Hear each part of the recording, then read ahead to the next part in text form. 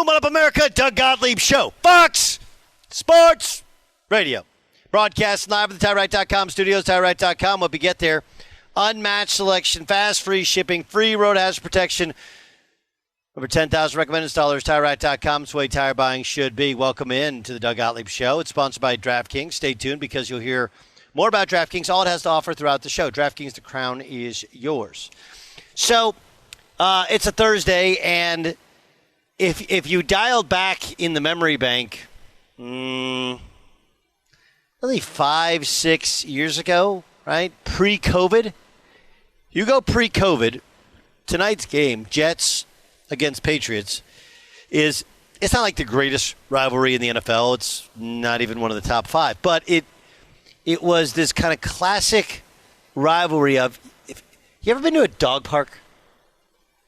Dog parks are really interesting places. I mean, you have some people that are just way too into their dog. Way too into it. There's some people that bring their dog to a dog park, but then they're like super protective of the dog. What's the point of the dog park? There are some people that bring their dog to the dog park and their dog is way too aggressive, or their dog's a humper. Hey, but I want you to picture you've gone to a dog park and you have the big dog section and the little dog section, right? And somehow, twice a year, the big dog section and the little dog section, the fence is down. And the Jets, well, they're a Pomeranian, right? All they're doing is yapping. And they want to nip at your feet, right? And they fight with each other, and they bark at other dogs. And the Patriots for a long time were that big, kind of regal, almost like a Malamute, maybe like a Great Dane. I think St. Bernard, where, don't get me wrong, like, not the perfect dog, you know, whereas other dogs had gone to be doodles and didn't shed. As St. Bernards, they still shed. They still had that wet dog smell when they got wet. But it was still a great damn dog, right? That's what this rivalry was for a long time, a Pomeranian and a Great Dane. A Pomeranian and a St. Bernard. And now, if we're totally honest, I guess last year was a really, really old dog that they had to kind of put down, right, with the Pats. And now it's a new dog, but nobody thinks it's a great dog. It's like, yeah, it's kind of a copy of a copy of a copy. It's an F4B. If you know anything about dog breeds and mixed and doodles and stuff, you know what I'm talking about.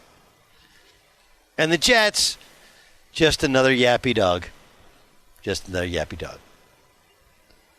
But what we do have to talk about is this CJ Stroud, Caleb Williams interaction after the Texans beat the Chicago Bears on Monday Night Football.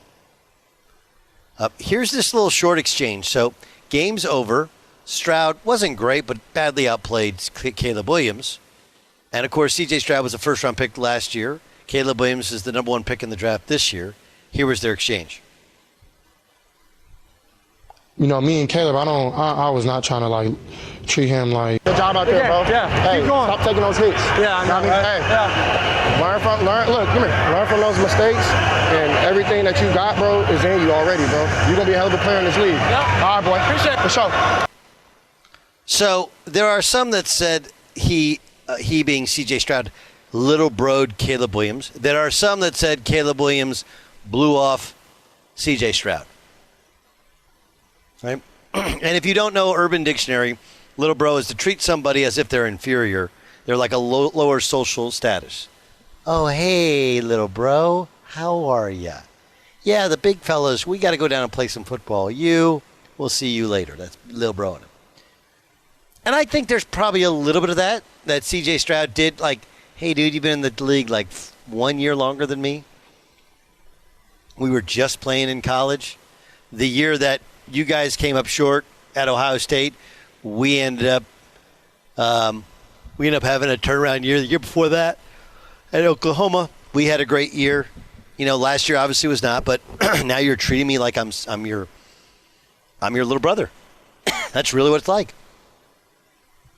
And then for Caleb Williams, I think he did kind of blow him off. Now, look, if we're reasonable people, CJ Stroud is only doing what he's seen 1,000 other quarterbacks do. They always go to midfield. They always go and seek out, unless it's Tom Brady who loses the game, they go and seek out the other quarterback, shake his hand, and they say something which usually doesn't mean anything to anybody, but the losing quarterback usually acts like he's giving them the bank codes to the largest amount of wealth in North America. You listen attentively, and then you say, I got you. You dap it up, you hug it up, and you, hey, man, say hi to your fam. Take care of yourself. Good luck this year. We'll see you again. Like that, all the same things. So I think some of it is CJ Stroud just doing what everybody's always done, and it's just kind of weird. Like, okay, I'm the veteran now, so I guess I got to give the advice? Okay. That's not weird at all. Sort of. And for Caleb Williams, I'm sure he's sitting there going like, dude, we just lost a game. I didn't play great.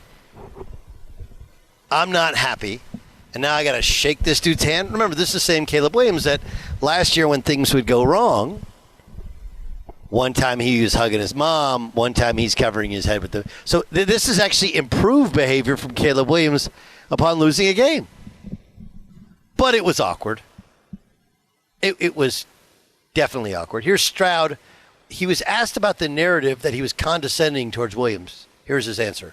Me and Caleb, I was not trying to like treat him like I was trying to like Lil Bro him or not. He knows that too. I have a ton of respect for him. I told him I have respect for him. But I had so many guys coming to me after games last year, and that meant the world to me that those guys even thought about giving me advice. So I just try to get back to what the game has given to me. So I wish him the best, man. I want him to do amazing in this league. I think he will. I think that he'll get his groove. Rapid Radios are the official radio of Fox Sports Radio. Rapid Radios are instant push-to-talk walkie-talkies offering national LTE coverage and no subscription or monthly fees. A great alternative for mobile phone for your kids. We use them on the show. Go to rapidradios.com now for up to 60% off plus free shipping. If you listen to that answer, CJ Stroud is telling you, I had so many guys come up to me. He's just doing what he's seen everybody else do. And then he's giving out some advice that he's just kind of going with on the fly. That's it. And we all do. We kind of talked about this yesterday with Media Day, right? It's like my goal as a college basketball coach is not to be the cliche college basketball coach, but sometimes you become the cliche college basketball coach. I was with all of the contemporaries, all the other coaches in the league, and everyone's complaining about something, and I had to just guard myself off against complaining about anything because I've made it to myself I'm not going to complain. But everybody else did. It became normalized. That's what's happened with this sort of behavior. End of the day, if Caleb Williams doesn't want to be Little Bro'd, he's got to grow up. And at least CJ Stroud feels like there's some sort of responsibility to Little Bro him or to mentor him, if you will. It's Doug Gottlieb Show here on Fox Sports Radio. Coming up next, live from the TireRack.com studios. Are the Panthers willing to move off of Bryce Young permanently? I'll tell you next. But